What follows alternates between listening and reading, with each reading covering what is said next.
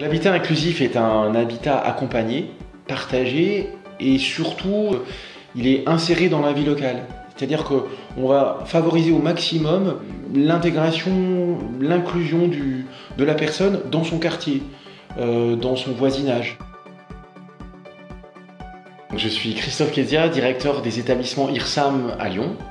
Donc je pilote un pôle enfance et un pôle adulte, qui est composé d'un établissement qui s'appelle Clairefontaine, qui accueille des adultes sourds avec handicap associé, et également un PCPE adulte spécialisé dans la déficience sensorielle, qui donc accompagne des adultes en ambulatoire, qui sont tous porteurs de déficience visuelle ou déficience auditive, ou en situation de surdécessité, ainsi qu'un public porteur de TSA.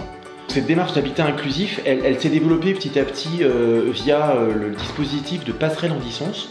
Et petit à petit, il y a eu une véritable demande d'aller vivre ailleurs que dans les institutions classiques. Donc il a fallu imaginer autre chose, une autre forme d'habitat.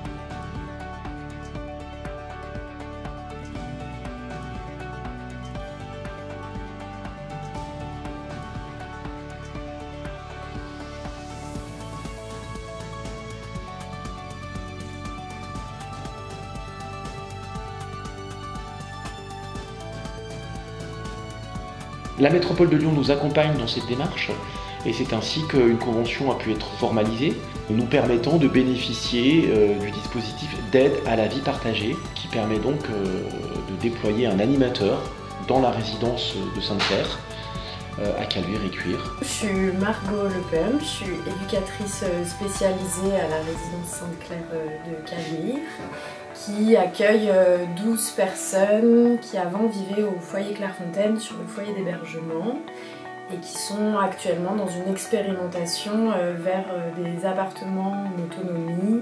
Le travail en tant qu'éducatrice, c'est justement les accompagner dans ces différences de vie entre le foyer et l'appartement autonome. Donc, on essaye d'avoir un point de vue assez global de leur situation et de les accompagner sur des points de vue très spécifiques en fonction de ce qu'elles veulent, mais aussi de comment est-ce qu'on pense qu'on peut faciliter leur parcours. Je m'appelle Teresa Joigny, j'ai intégré donc ce beau projet depuis à peu près 2 ans et ma mission première est d'accompagner les personnes dans la gestion de leurs appartements en accord avec le projet spécifique de cette résidence inclusive.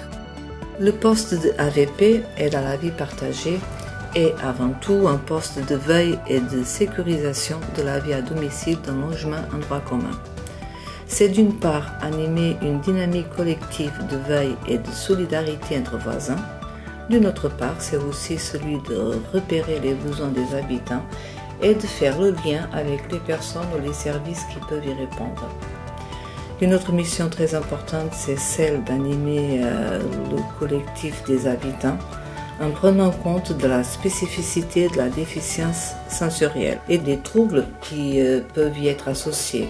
L'objectif est de créer des liens et des temps conviviaux entre les habitants en s'assurant du bien-être de chacun ou de chacune afin d'éviter l'isolement.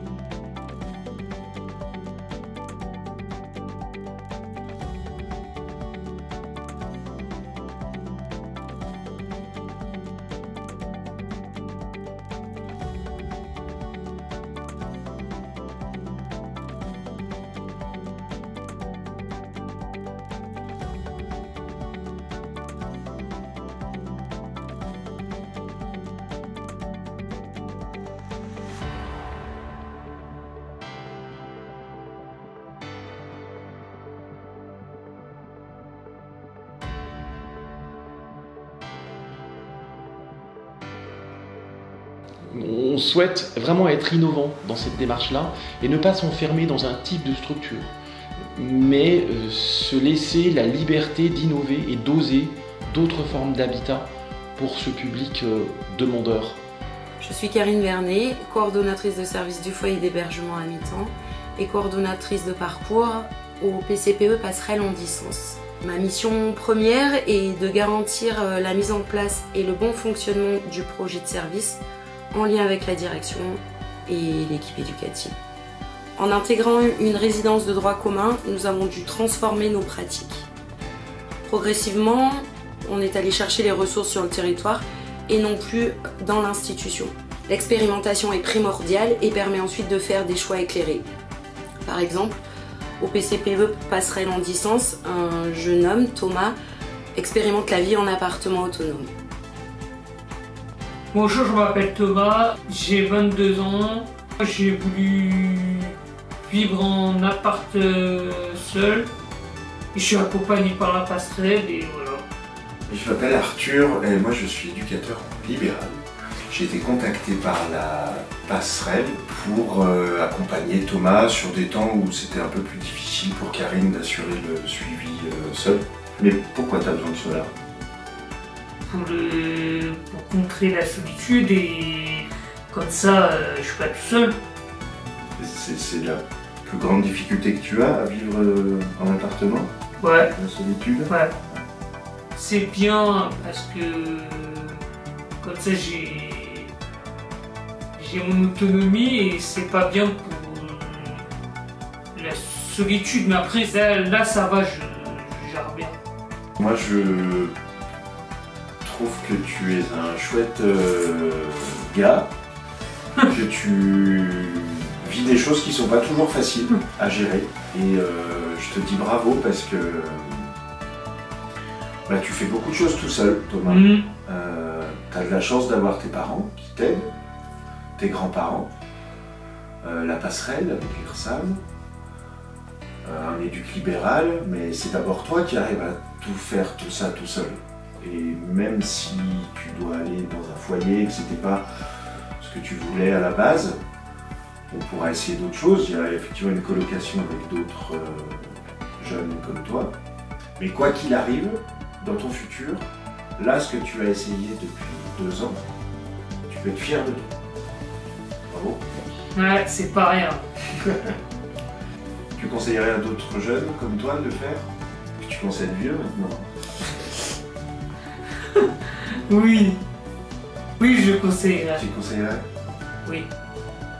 Alors je m'appelle Nathan Simil, je suis coordonnateur de parcours au PCPE La Passerelle en distance depuis septembre 2022. Mes missions principales du coup c'est dans l'accompagnement de personnes en situation de handicap majeur à partir de 18 ans. L'habitat inclusif est un élément je pense fondamental et moteur de notre service, puisque nous on intervient vraiment dans le cadre du coup des ruptures de parcours et aussi on essaye au maximum de pouvoir aider les personnes à s'insérer dans le milieu ordinaire. C'est vraiment un peu l'élément fondateur, la voie royale pour ces personnes-là pour pouvoir entre guillemets se réinsérer dans la société et de couper court un peu aux solutions un peu traditionnelles ou classiques qu'on peut avoir derrière l'institutionnel. On les accompagne vraiment de bout en bout dans leur démarche. Alors c'est pas évident tous les jours parce qu'effectivement dans le secteur lyonnais c'est assez bouché, on va pas se mentir, mais du coup c'est vrai qu'on essaye au maximum de développer des partenariats. Moi j'accompagne notamment une jeune TSA qui a cette demande de pouvoir avoir son propre logement et donc là on fait toutes les démarches possibles pour qu'elle puisse vraiment avoir son logement ordinaire dans Lyon et voilà. Il faut permettre aux professionnels de changer de posture et de se dire je vais oser autre chose pour la personne que j'accompagne. Je vais prendre le risque de me dire il est capable de sortir de l'institution. Il est capable de vivre seul en appartement. Nous insistons vraiment avec les personnes que nous accompagnons sur le fait que c'est un parcours de vie. Et la personne a le droit, à un moment de sa vie, de dire voilà, là je fais le choix d'aller vivre seul en appartement, mais peut-être qu'un jour je veux revenir en institution. C'est offrir une opportunité à certaines personnes porteuses de handicap, et qui est magnifique finalement de leur dire vous allez vivre comme tout à chacun. On peut rêver mieux quoi.